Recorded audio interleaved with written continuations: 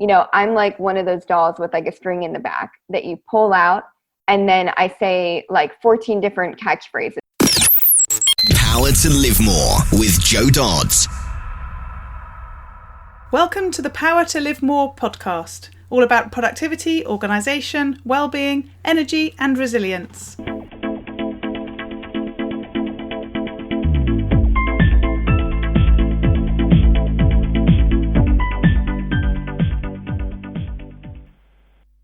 I'm Jo Dodds, and I started this show to enable interesting people to share their stories about how they use their power to live more, and by that I mean to do the stuff that they want to do more than the stuff that they need to or should do. It's about creating a life for yourself where you have the energy, health and space to be happy and fulfilled, spending your time as you'd like, whether that be at work, home or somewhere else entirely. That's your choice. Hello, my name is Ellie Dodds and I'm co-presenter, and today Joe's interviewing Madison Campbell. Madison approached us to come on the podcast via LinkedIn. Joe loved her energetic style, and here she is. Madison Campbell is a young sexual assault advocate and technological innovator, hoping to revolutionise the ways in which sexual assault is handled on a holistic scale. She is the Chief Executive Officer of Leda Health Company, formerly known as MeToo Kits Company. Back to the studio. Today I'm interviewing Madison Campbell of Leda Health Company. Welcome, Madison. Thanks for joining me. Thank you so much for having me. So start by telling us who you are, what you do, and crucially, where you do it. So usually I'm based in New York City, but COVID happened. So myself and my significant other drove across country to California. So now I'm in California right now in Palm Springs, which, by the way, is a really great way to test your relationship, is driving cross country with your significant other. And so I'm based out here in California.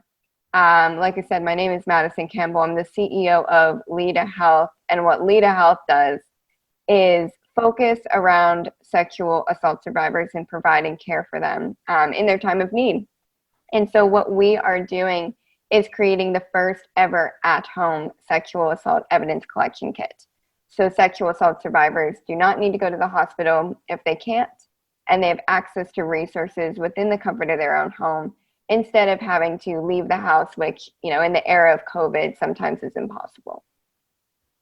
Wow, that sounds like such a worthwhile thing to be doing, aside from anything, whether we're talking business or life or anything. So I'm really interested to know where this has come from. I think you're the first person I've spoken to who's doing anything of the kind. So clearly not the norm.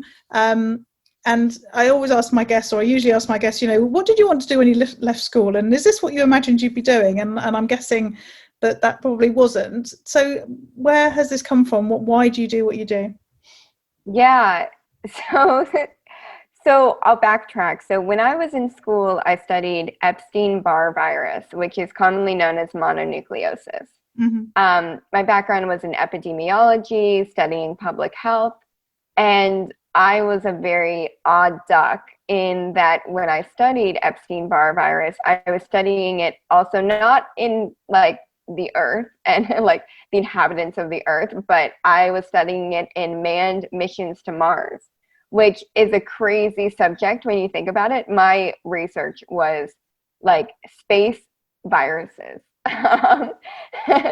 which is very far off from what I currently do. So, I had predicted in the research I was doing that on a manned mission to Mars, the inhabitants, whether it was 6 people or 100 people or whomever, end up going over there, would end up getting Epstein-Barr virus in a commercial manned space mission. While this seems really crazy, and it was really crazy kind of back when I started in 2016, 2017, recently there was a Netflix show that just came on. It was with Hilary Swank. It's called Away.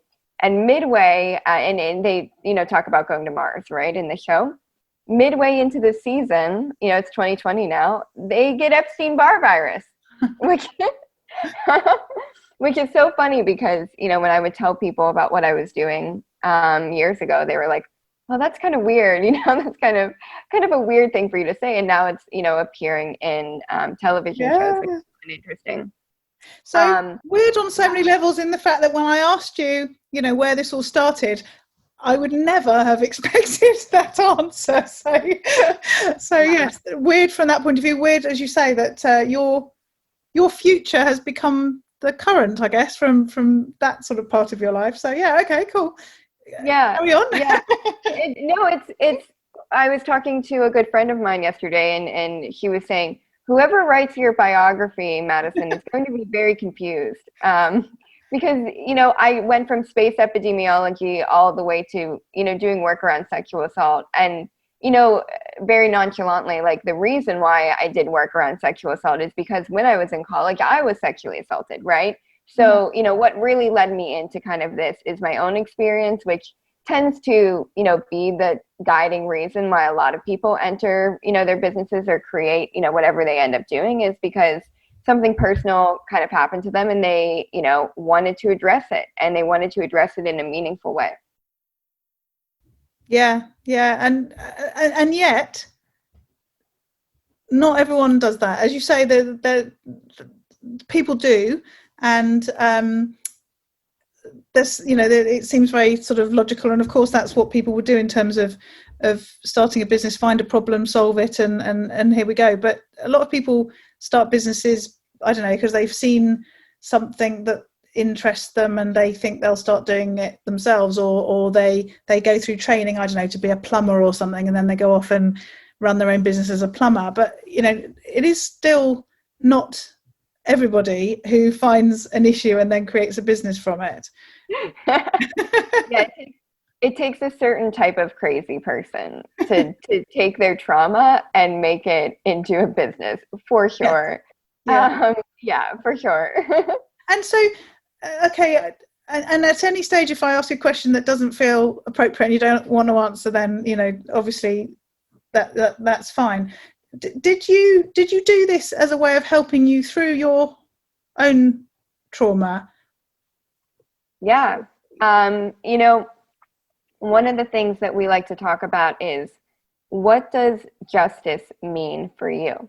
And what it means, my definition, is probably a lot different than your definition, or, someone else in your life's definition, or my friend's definition. Mm-hmm. And for me, justice was not necessarily getting redemption in a court of law.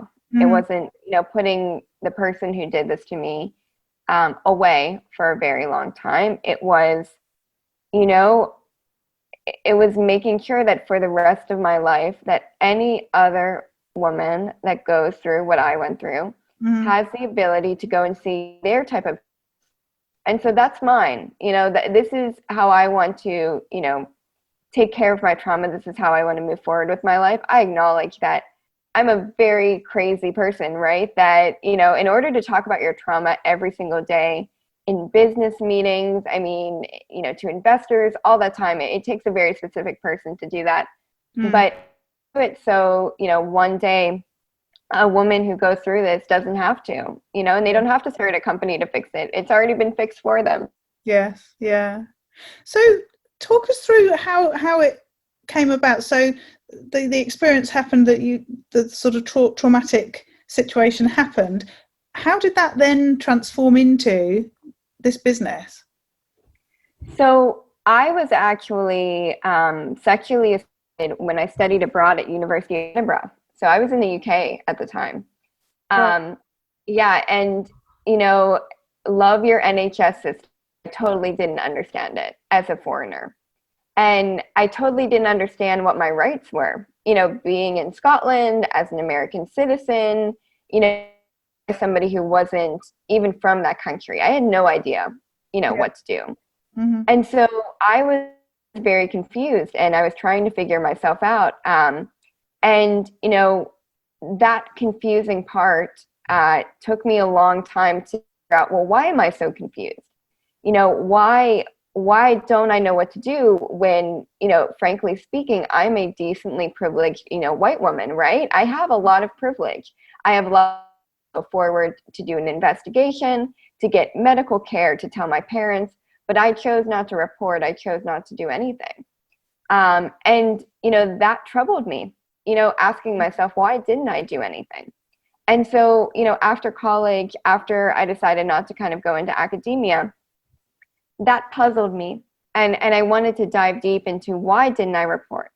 Yeah. And thinking about myself as a, as a decently privileged white woman, why didn't I report? And what does that mean for everybody else, who has less privilege than me, which is, a lot of people, and their inability to report? And if even someone with my privilege was not able to report, then there is no chance for any other individual out there who is afraid of law enforcement, who is undocumented, who's in the LGBTQ population where they, don't think anyone will believe them that it could ever happen. Those are the people that I started thinking about. And I started thinking about, why can't I report? There has to be a problem. And, if there's a problem for me, this must be something that is impacting millions and millions of people all across the globe. And I want to solve that. Mm. Do you think it would have been different had you been in America when that happened, the sort of place that you were familiar with? Good question. No one ever asked me that, and I really like that question. Oh, I think it would have been different. I don't know if I would have gone to the police, but I think that I would have told people. I felt so isolated and alone being in a foreign country where I knew no one at the time. I was only there for about 4 weeks, right? So 4 weeks into moving into a new country, I kind of knew people, but really didn't know anyone yet. I was just trying to get to meet new friends. I think that if it would have happened in America, I would have reached out for more assistance, because I have a broader friend group. I have my family that's over there. Yeah. But I think because it happened in a foreign country, I felt really isolated and alone.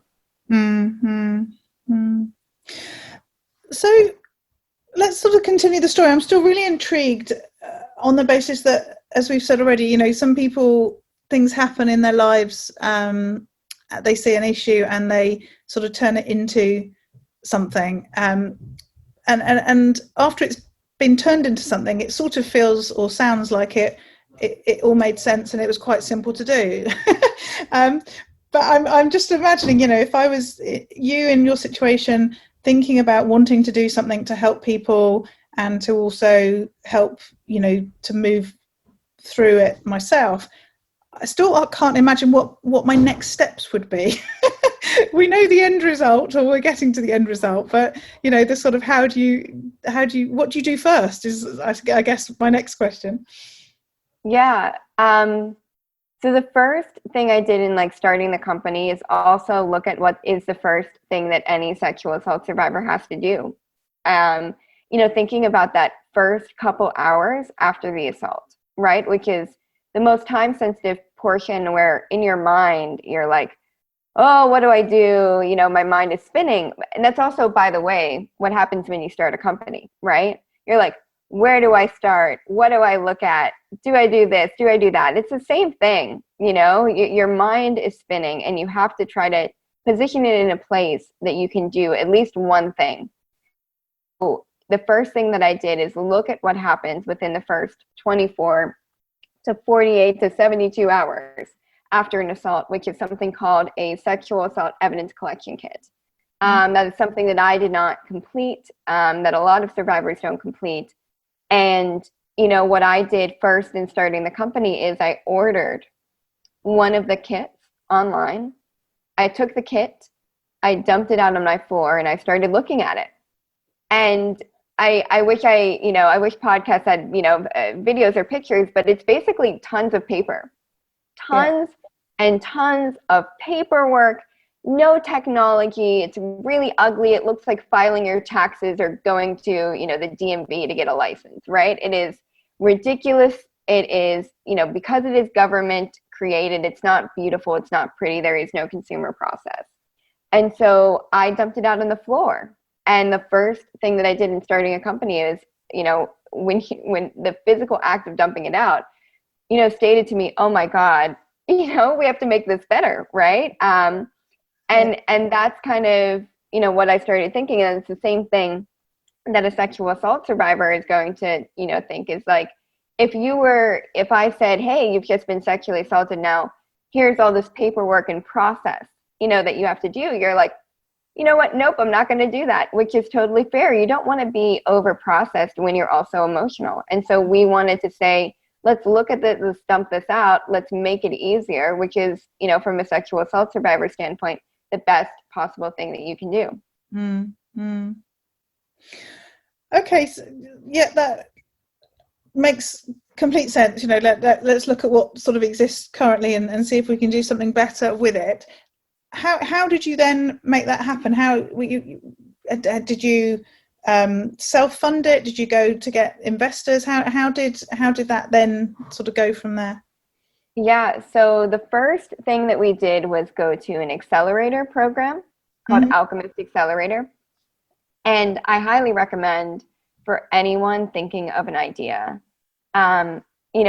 Really before even Alchemist Accelerator, the first thing we did was talk to a bunch of people and ask, is this a good idea? Which I think is a really good thing that you should do. Don't, make it an echo chamber where it's like, I think this is a good idea, so I'm going to do it. Like, talk to people. And if you get like 5 to 10 people that are like, hey, this is a very interesting idea, then, explore it a little bit more. And so part of that exploration process was developing an application to go into an accelerator. And, what an accelerator does really, really well, not only by investing in you, but also teaching you exactly what your business model needs to be, how to find initial sales, how to, reach venture scalability. Those are kind of the things that the accelerator taught, us. So they initially invested in us, and then they taught us a bunch of things that made me a lot stronger as a company and as a person and as a founder.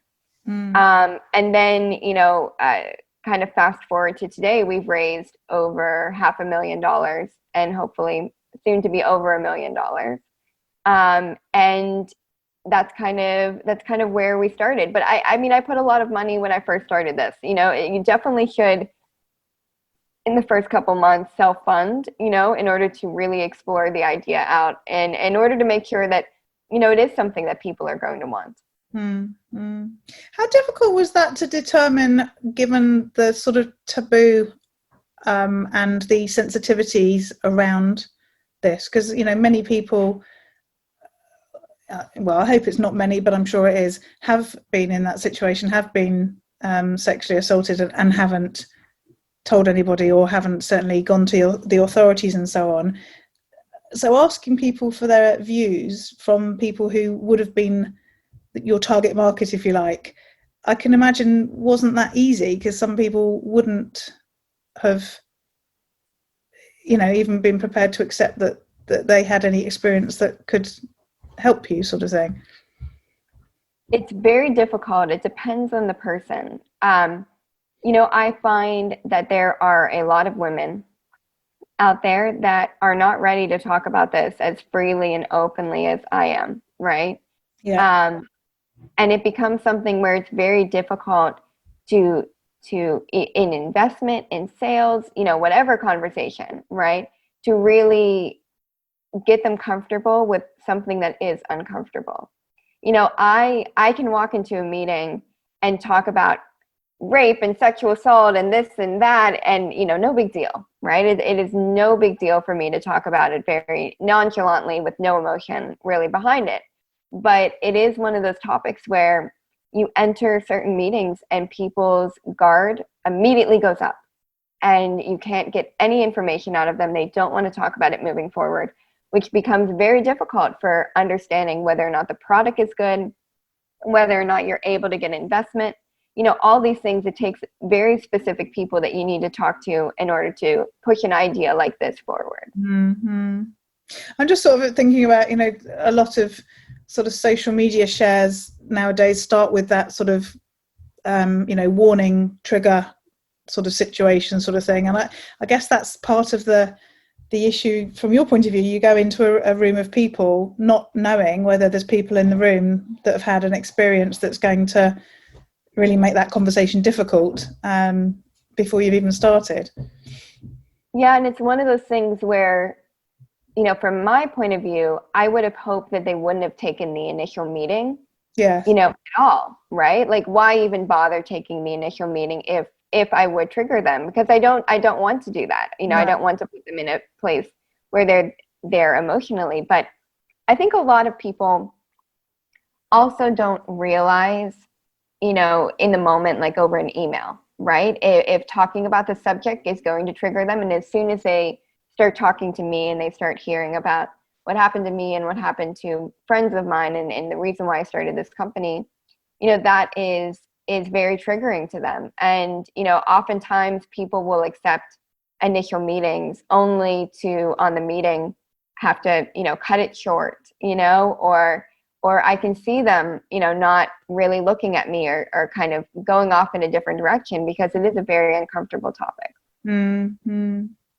So reflecting now on the whole thing about starting a business that's really sort of something that's close to your heart and very much part of your experience, what do you think the sort of advantages, the reasons to do that are, and what are the flip side, the bits that where it makes it harder?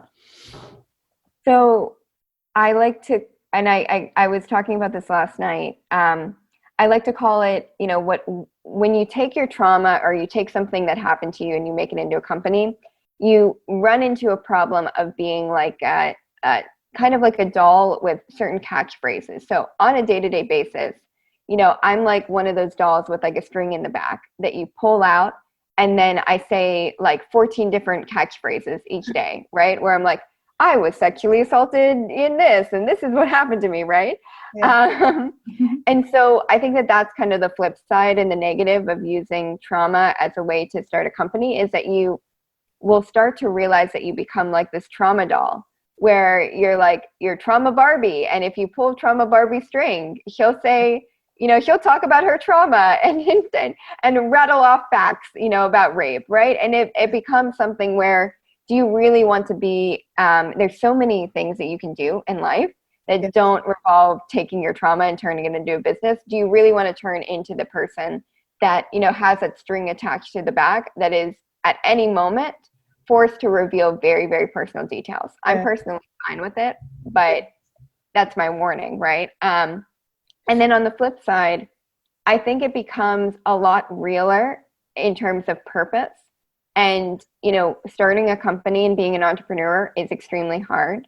And if you are fighting for something that is so personal for you, it's a lot easier to continue going on the days where you face massive rejections, because you're fighting for a personal cause that is near and dear to your heart.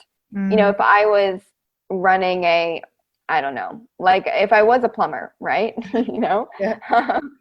I would be like, why, like where's my heart in, doing plumbing, right? There's no moral, there's no backstory, there's no, nothing to really make me be a better plumber. And so that would probably make me quit plumbing. But I could never imagine quitting what I'm doing now, because it is so integral to the person that I am today. Yes, yeah, absolutely. So that really sort of strong feeling of purpose. But as you say, on the other side, almost that sort of desensitization of what happened, which could be really positive, but also you, I guess, wonder sometimes whether it's become a sort of story that you tell yourself, a veneer, because that's what you have to do. As you said, there's somebody's pulling that string and you have to come out with whatever you come out with as well. So yeah, really such a sort of double-edged sword, I guess, to think of yet another metaphor, cliche and everything else. So tell us what sort of day-to-day it looks like now in the business. What stage are you at in terms of the development of it? So we're getting ready to launch the company and fully launch, so start piloting our product and start, doing a lot of stress testing around logistics. But what that really means is my day is spent in front of a computer and talking to people all day. Not as lovely as individuals like you, usually less lovely individuals, kind of, talking about shipping costs or manufacturing, or, hey, our printer is down, or, like things like that. As well as I talk to investors a lot, which is incredibly time consuming and emotionally draining. But that's kind of my life. It's not glamorous to be a CEO. I think maybe it used to be glamorous before COVID, but I mean, my day is spent looking at my email and on like Zoom calls all day long. And then, wearing my pajamas, basically, right? Going and, grumpily like heating up frozen food, bringing it to my desk and continuing on until like 6, 7, 8 p.m. at night. It is not a glamorous thing. I wish it was a glamorous thing, but it's one of the things of running a company, specifically during COVID, is you have to get very comfortable with, sitting in front of a camera all day. Yes.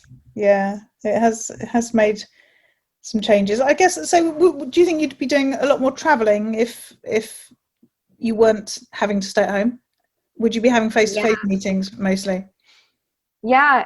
I miss it too so much. Like the energy that you can get out of somebody when you're sitting face to face with them, and you're feeding off of their energy, they're feeding off of yours, and you're going back to back to back. That is what I miss. I mean, that's what a lot of my life was before COVID. Yeah. Truthfully, there are some nice things about doing things kind of online. Like I don't have to commute, anymore, right?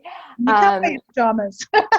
Yeah, I can be in my, and I can go like from the waist up, look good, from the waist down, nothing, right? And so that is the positive, but there is some nicety about, being in New York City, which is where I was before COVID, and running from cafe to office building, back to my office, to doing something on the whiteboard, to taking photos, to doing this, to feeling like your life is going, 100 miles an hour, feels really exciting. And even though, I'm not doing that right now, there are things that, are going 100 miles an hour in our company, but they don't feel as exciting because I don't have that in-person aspect that I used to have.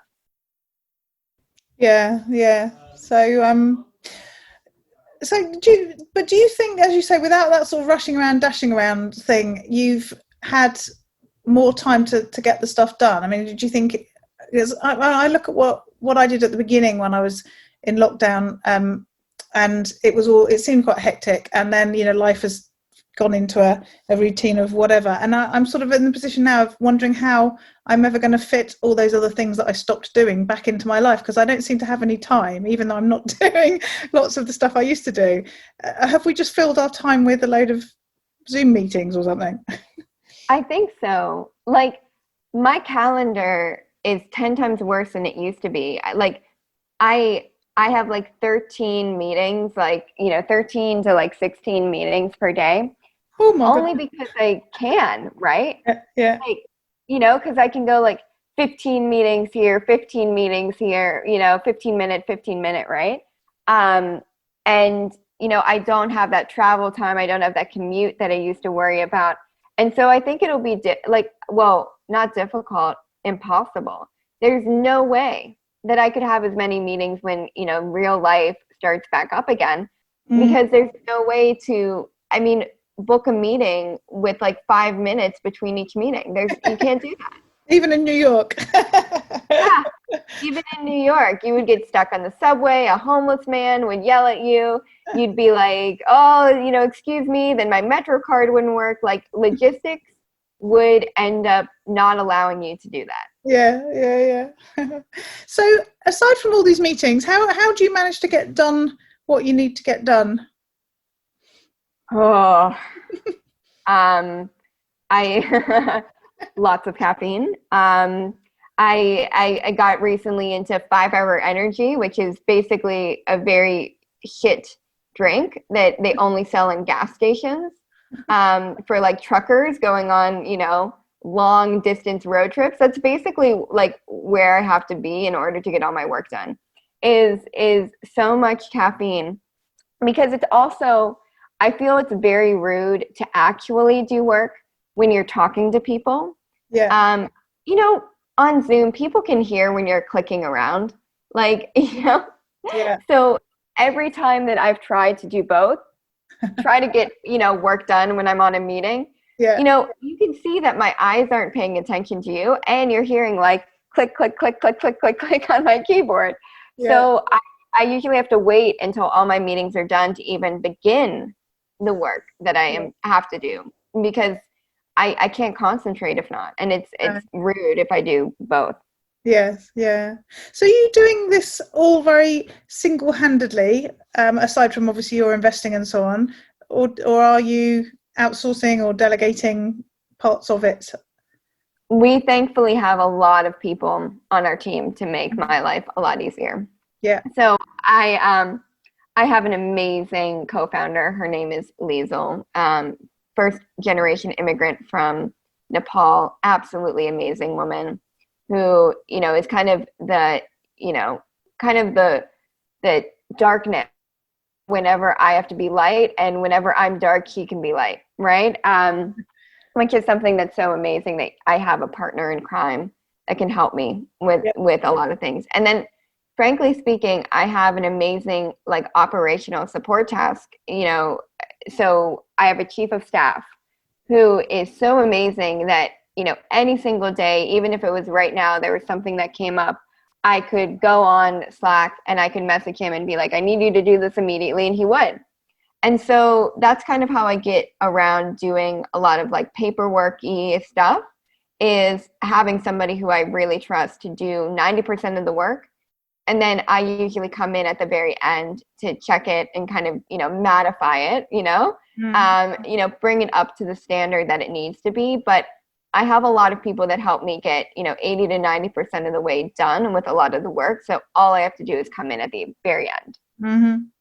And how did you develop that as a skill? Because, there's, aside from what I do here with Power to Live More, I work in corporate around employee engagement and talk about leadership on a regular basis. And, there's a lot of poor leaders out there.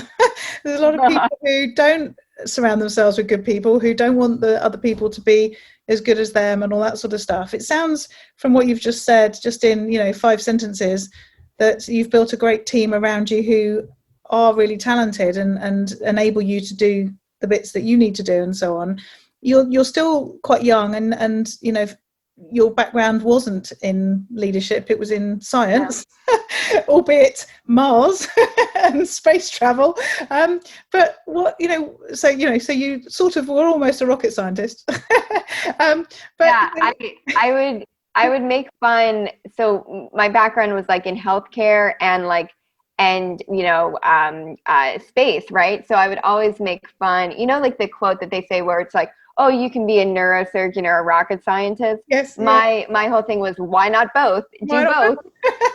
Absolutely. So, you did that, but now you've got an organization and you've got a team of people, and you're talking about them in really sort of enlightened leadership terms from my experience. How did you develop that? How did that come about? Oh, at the beginning of the company, I thought I was a lone wolf, right? And not to trust anybody, and I always knew best. And I learned the hard way, through a lot of failures, we had as a company, where if you put all of the burden on yourself, you tend to fail even harder, So when, the first instance of me delegating and trying to be a leader was realizing, my co-founder was there for me. And the way that I realized that is by us both going through an incredibly anxious and, traumatic time when we started the company, and all the crazy stuff that happened, when you first start a company, and being able to kind of be, in the ditch together, right? We were fighting together. We were both, kind of trying to crawl up for air. And because we were both in it together, I realized that if you can find somebody that is there for you in the very, very bottom, where everything feels like it's going wrong and you feel like you're going to quit and give up, then that is how you find good people. And so that is how I've continued to find good people and really figure out who is a good person, who's not a good person, is by essentially, showing them that it's going to be a really hard work, and it's not a very easy road ahead, to do this type of work, and seeing if they get scared and they leave. And if they don't get scared and leave, even with the most crazy thing that we throw at them, that tends to be the people that stick around forever. And that's what I've tried to do as a leader, is I've tried to really figure out in the first couple months, is this person going to, be able to handle the stress and pressure of running a company and being in the, top, 10 people of starting a company. And usually you figure it out in like 2 weeks, not even a couple months. You figure it out in 2 weeks if the person is there and they really want to be there and they really want to make a difference. And so that's kind of how I did it, is, I figured out who are the people that are going to be with me through the good and the bad, just like a relationship, right? Mm-hmm. And then sticking with those people and trying to bring them up in the organization to make them feel like they are important, which, they 100% are. Mm-hmm. A really, really good example of sort of learning from experience and self-reflection, I think. So thank you for sharing that. How else have you ensured that you keep learning and improving yourself so that you're in a position to be able to take this company forward? I try to surround myself with people that have failed a lot and have learned a lot. Somebody the other day was like, "Hey, Madison, who are the adults in the room, for your company?" And, my answer to that is I surround myself with people that have 20, 30 plus years of experience in failing, right? And that's a really good thing for me to continue learning, is by surrounding myself with people that have been in my shoes and not always, completely done a good job, or they might have failed. Maybe they didn't, do well with their company. Maybe their company shut down.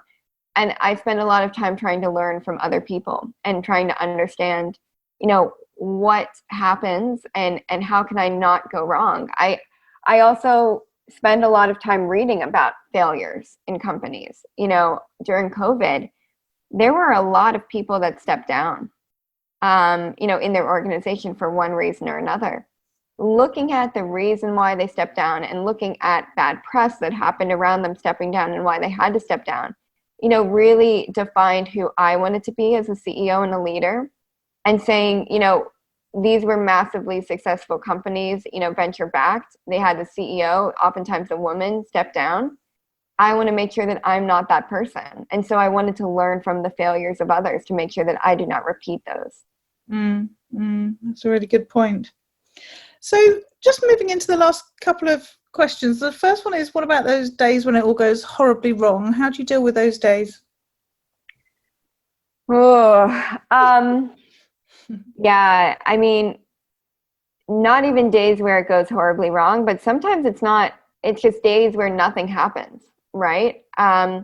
Where nothing good happens, nothing bad happens, but you're just kind of there. You're sitting in this, purgatory, waiting for something to happen. When I have a day where everything bad is happening, I'm actually a lot more on the ball than I am when nothing is happening at all. I kind of really like when things are happening badly and there is a crisis to manage, because I can fully use that adrenaline to go and solve that problem. But I think, a bigger question is, what do you do in those moments where it's not necessarily everything is blowing up around you, but when nothing is really blowing up, but also nothing is moving? You're not getting more sales. You're not getting more investment. People are leaving your company. Maybe they don't want to be there anymore. What do you do in those moments? And I've been trying to spend those moments in reflection, So taking a moment back, not actively saying, I need to problem solve, I need to crisis manage, but being able to take myself back, try to reflect on the problem. Usually that means taking a couple days off, taking some long walks, trying to do some meditation to really figure out what is the crux of the problem and how do I get to the answer. And that takes being able to also step away from it, because oftentimes when you're too close to the problem and everything is blowing up around you, or maybe things aren't moving, it's very difficult to find an answer when you're standing so close to it.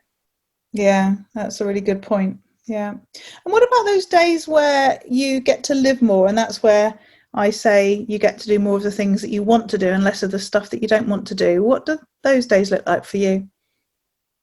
Those look like days where I am like dancing around my room, and I am excited, and I turn on really loud disco music, and I go on long car rides, and I blast the radio, and I go and get food that I like. Those, whenever I have a win in the company, I try to celebrate those by doing the things that I really like, and rewarding myself with, with dancing, with, being nice to my significant other, which I'm not always that nice because it's so hard. It's so hard to be a CEO and also be nice to the person around you. But, rewarding myself, rewarding the people around me, and trying to actually, say to myself, hey, it's okay for you to stop for a second, and it's okay for you to have, some more time for yourself to even enjoy, going thrift shopping, or, which is what my biggest joy in life is, right? That's kind of how I celebrate and how I live more, right? Is being able to say it's okay to take a break. It's okay to go and live your life and have things that are not work related. And I'm very lucky when I have the opportunity to do that. Yes, yeah, lovely. Thank you, Madison. It's been great interviewing you. Tell us more about how people can contact you and find out more about you. So you're more than happy to add me on LinkedIn. I'm always on LinkedIn. If you search Madison Campbell and you find a girl with blonde hair, you'll see me. Also follow me on Twitter, or go to madisoncampbell.com to kind of read more about what we're doing, or follow me on any of my socials. Lovely. Thanks, Madison. Thanks for joining me. Thank you so much. All this information is available in the show notes. If you go to powertolivemore.com/, in this case, 183, then you'll find them there. And this week I want to talk to you about a download that I sent out on my email on Wednesday. I do a weekly email with some resources and usually a download. And this week's download was about changing a bad habit. It was a worksheet to help you to think about how to change a habit. So it is basically a bit of a sort of self-journaling exercise and asking you a number of questions. So the idea is that you think about what it is you want to change, and then do some thinking around why you want to change this particular habit, and how you'll feel and what your life will look like once you've changed that habit, when you've broken that habit or changed it to something else. And then setting a deadline. So you're going to start changing the habit by whatever date, or rather on that date is when you're going to start, and how you're going to replace it. So rather than stopping that habit, what are you going to do differently? What are you going to do instead of that? So it might be that, I don't know, you drink wine every night and you want to stop drinking wine every night. So you decide that instead you're going to drink sparkling water. That's what you're going to replace that with. So you're still going to make a sort of ritual out of having that drink, but it's going to be water instead of wine. Isn't there some sort of Bible parable there? Oh no, that's the other way around. So you then answer a question about when you're most susceptible to this. So what triggers you? What makes you more inclined to do the thing that you don't want to do? And what you're going to do when that happens to stop you doing that. So thinking about the wine and water scenario, is it that you, I don't know, haven't created a nice little ritual around having perhaps some sort of aperitif for your dinner with some sparkling water? You just sort of say, oh, well, whatever, I'm going to have this wine, and then off it goes, sort of thing. So can you create a little ritual to overcome that urge at that particular moment? So if you think that document would be helpful for you, then if you go to the resource section on my website, then you'll see that there's a downloads section there, and you'll be able to download this PDF called Change a Bad Habit. So that's powertolivemore.com, and if you go to the resources section, as I say, under the downloads, you'll see that there. Again, the show notes are at powertolivemore.com/183, and we look forward to speaking to you next week. Use your power to live more.